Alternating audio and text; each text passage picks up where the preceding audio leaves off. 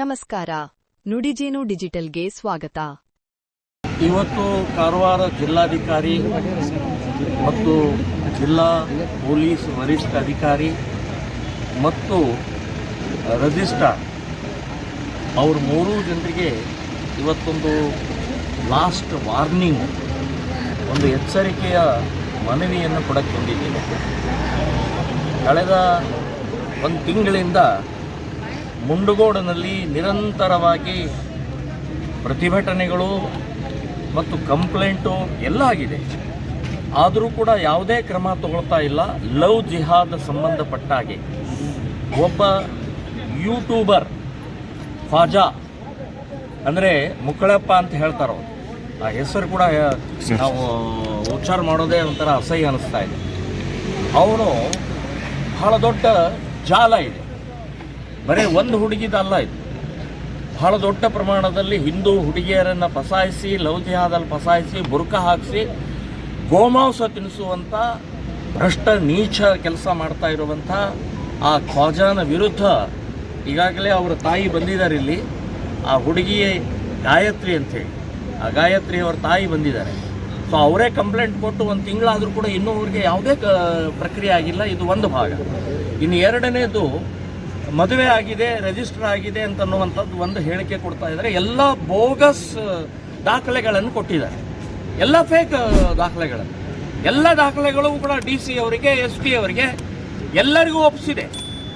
ಆದರೂ ಕೂಡ ಆ ದಾಖಲೆ ಪ್ರಕಾರ ಏನಾದರೂ ಕ್ರಮ ತಗೊಳ್ಬೇಕು ಅನ್ನುವಂಥದ್ದು ಎಳ್ಳಷ್ಟು ಅವರು ಇಲ್ಲದೇ ಇದ್ದಿದ್ದರಿಂದ ಇವತ್ತು ನಾವು ಕಾರವಾರ ಜಿಲ್ಲಾಧಿಕಾರಿಗಳಿಗೆ SP ಕಡೆ ಬರಬೇಕಾಯ್ತು ಇವತ್ತು.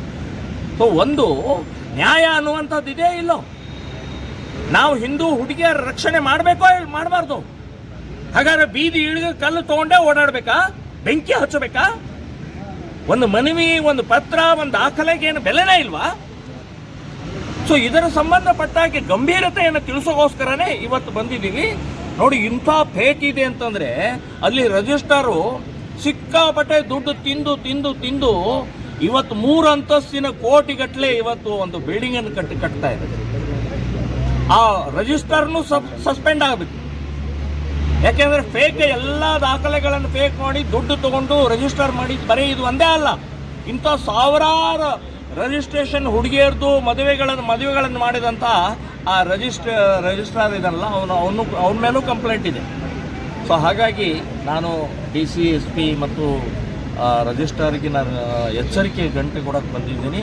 ಇನ್ನು ಮುಂದಿನ ದಿನಗಳಲ್ಲಿ ಇನ್ನು ಮನವಿ ನಿಮ್ಮ ಹತ್ರ ಬಂದು ಪ್ರತಿಭಟನೆ ಮಾಡುವಂಥದ್ದಲ್ಲ, ನಮ್ಮ ದಾರಿ ನಾವು ಹಿಡಿತೀವಿ, ಅದವಾಗಿ ನೀವು ಏನು ಮಾಡ್ತೀರಿ ಮಾಡ್ರಿ ಅಂತನ್ನುವಂಥ ಒಂದು ದಾರಿ ಏನನ್ನು ಹೇಳ್ತೀವಿ ನಾವು. ಅವಾಗ ತಂತಾನೆ ಗೊತ್ತಾಗುತ್ತೆ. ಆ ಮುಕ್ಕಳಪ್ಪ ಅನ್ನುವಂಥವ್ನು ಒದ್ದು ತರ್ತೇವೆ ನಾವು. ಯಾಕೆ ಹಿಂದೂ ಹುಡುಗಿಯರೇನು ಪುಕಾಟ ಬಿದ್ದಿದ್ದಾರಾ? ಅವನು ಹೇಳ್ತಾನೆ, ಸೊಕ್ಕಿನಿಂದ ಹೇಳ್ತಾನೆ, ಮುಸ್ಲಿಂ ಹುಡುಗಿಯರು ದುಡ್ಡು ಕೊಟ್ಟರೆ ಬರೋದಿಲ್ಲ, ಹಿಂದೂ ಹುಡುಗಿಯರು ದುಡ್ಡು ಕೊಟ್ಟರೆ ಬರ್ತಾರೆ ಅಂತ ಹೇಳ್ತಾನೆ. ಯೂಟ್ಯೂಬ್ನಲ್ಲಿ ಬರೀ ಹಿಂದೂ ಹುಡುಗಿಯರನ್ನ ಉಪಯೋಗಿಸ್ಕೊಳ್ತಾ ಇದ್ದಾನೆ ಅವನು. ಅವನದೊಂದು ಫಾರ್ಮ್ ಹೌಸ್ ಇದೆ, ಪೊಲೀಸ್ ಡಿಪಾರ್ಟ್ಮೆಂಟ್ ಕೂಡ ಸಾಮೀಲಿದೆ ಇದರಲ್ಲಿ. ಸೊ ಪೊಲೀಸ್ ಡಿಪಾರ್ಟ್ಮೆಂಟ್ ನಿಮ್ಮ ಮನೆಯಲ್ಲಿದ್ದಂಥ ಹೆಣ್ಮಕ್ಳು ಎತ್ಕೊಂಡು ಹೋದಾಗ ನಿಮಗೆ ಗೊತ್ತಾಗುತ್ತೆ. ಯಾರ್ದೋ ಹೆಣ್ಮಕ್ಳನ್ನ ತಗೊಂಡು ಹೋದಾಗ ನೀವು ಮಜಾ ಮಾಡ್ತೀರಿ. ನಿಮ್ಮ ಮನೆಯಲ್ಲಿದ್ದಂಥ ಹೆಂಡತಿ ನಿಮ್ಮ ಹೆಣ್ಮಕ್ಳನ್ನು ತಗೊಂಡು ಹೋದಾಗ ಆವಾಗ ನಮ್ಮ ನೆನಪಾಗತ್ತೆ ಶ್ರೀರಾಮ ಸೇನೆ, ಹಿಂದೂ ಸಂಘಟನೆ ನೆನಪಾಗತ್ತೆ ನಿಮಗೆ. ಇಂಥ ಮುಕ್ಕಳಪ್ಪಗಳು ನೀವು ಬೆನ್ನು ಹತ್ತಿದಾಗ ಗೊತ್ತಾಗತ್ತೆ.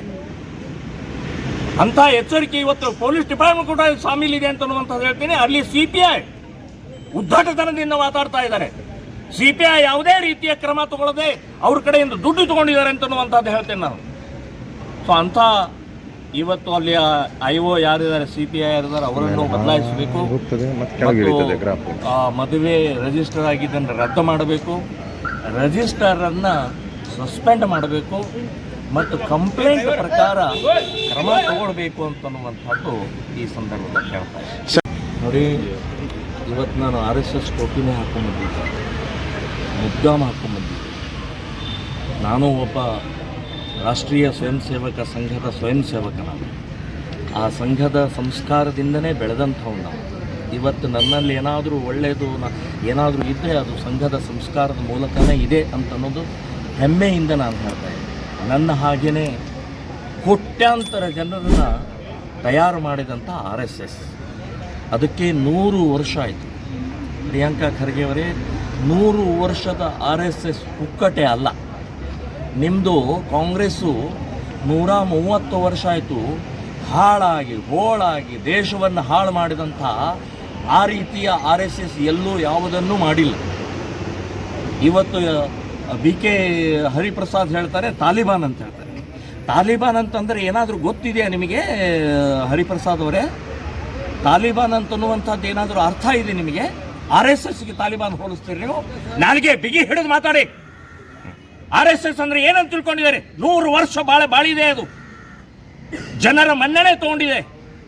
ಲಕ್ಷಾಂತರ ಕೋಟ್ಯಾಂತರ ಜನ ಇವತ್ತು RSSನಲ್ಲಿ ಮನ್ನಣೆ ಕೊಟ್ಟಿದ್ದರಿಂದನೇ ಹಾಳಾಗದೆ ಹೋಳಾಗದೆ ಇವತ್ತು ನಿರಂತರವಾಗಿ ಕೆಲಸ ಮಾಡ್ತಾ ಇರುವಂಥ ಏಕೈಕ ರಾಜಕೀಯೇತರ ಸಂಸ್ಥೆ ಅಂತಂದ್ರೆ ಅದು RSS. ಬರೀ ನಮ್ಮ ದೇಶದಲ್ಲ, ಸುಮಾರು 250 ದೇಶಗಳಲ್ಲಿ ಕೆಲಸ ಮಾಡ್ತಾ ಇದೆ.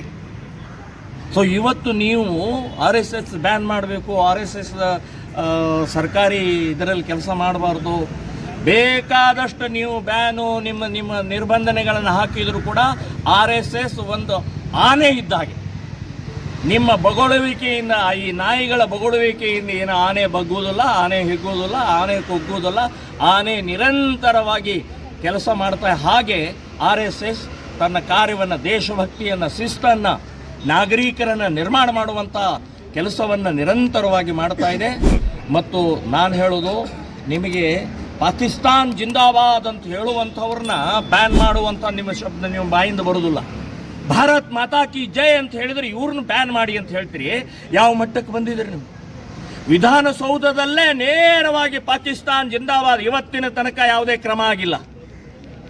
ಕರ್ನಾಟಕದಲ್ಲೇ 32 ಕಡೆಗೆ ಪಾಕಿಸ್ತಾನ್ ಜಿಂದಾಬಾದ್ ಅಂತ ಹೇಳಿದರೆ ಇವತ್ತಿನ ತನಕ ಕ್ರಮ ಆಗಿಲ್ಲ. ಅವ್ರನ್ನ ಬ್ಯಾನ್ ಮಾಡಿ ಅಂತ ಹೇಳುವಂಥ ಧೈರ್ಯ ಇಲ್ಲ ನಿಮಗೆ. ಯಾಕೆ? ವೋಟ್ ಬ್ಯಾಂಕ್ ತುಷ್ಟೀಕರಣ, ಮುಸ್ಲಿಂ ಓಟಿನಿಂದನೇ ನೀವು ಬದುಕ್ತಾ ಇದ್ದೀರಿ. ಸೊ ಕಾಂಗ್ರೆಸ್ ಇದೇ ರೀತಿಯ RSS ಬೈಯುವಂಥ ಪ್ರಕ್ರಿಯೆ ಏನಾದರೂ ಮುಂದುವರೆದ್ರೆ ಸರ್ವನಾಶ ಆಗಿ ಹೋಗ್ತೀರಿ ಅಂತನ್ನುವಂಥದ್ದು ನಾನು ಸ್ಪಷ್ಟವಾಗಿ ಹೇಳ್ತಾ ಇದ್ದೀನಿ.